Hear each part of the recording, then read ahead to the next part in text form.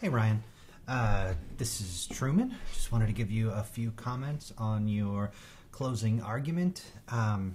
This looks really good so far. It's good quality work that's in keeping with the work you've been doing for the rest of the class. Just a couple of things. First of all, got my cursor on screen here. I want you to look at how you've put these guys in conversation with each other. You've got you and Bender and Young and Young.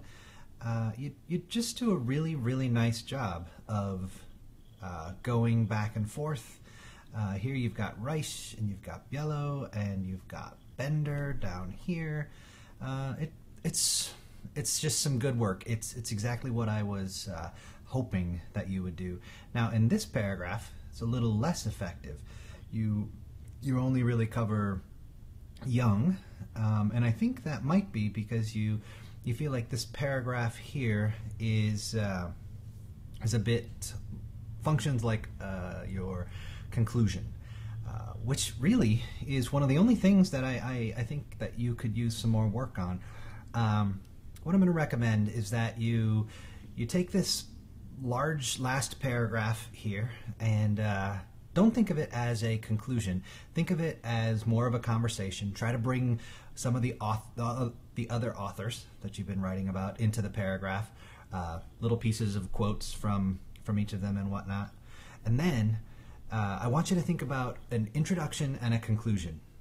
If you had to say one thing to sort of characterize not only some of the basic ideas happening in this conversation, but also your opinion about some of those basic ideas.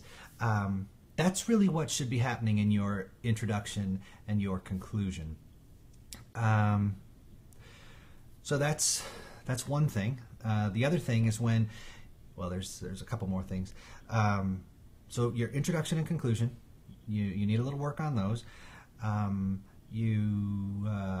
It's also you should look for more opportunities to take more of a stand. You don't have any trouble telling us your point of view, but what you really need to do is make sure that when you tell us that point of view, you characterize it directly in terms of what the other authors are saying. You're sort of building your point of view out of the quotations that you bring in from them, and you pick and choose, and it's like those little quotations are the building blocks for your position, instead of just an occasion for you to tell us your position. So it's a slightly different way of thinking about it. And then of course you don't yet have a bibliography here, so you definitely want to take a look at that tutorial and get that taken care of.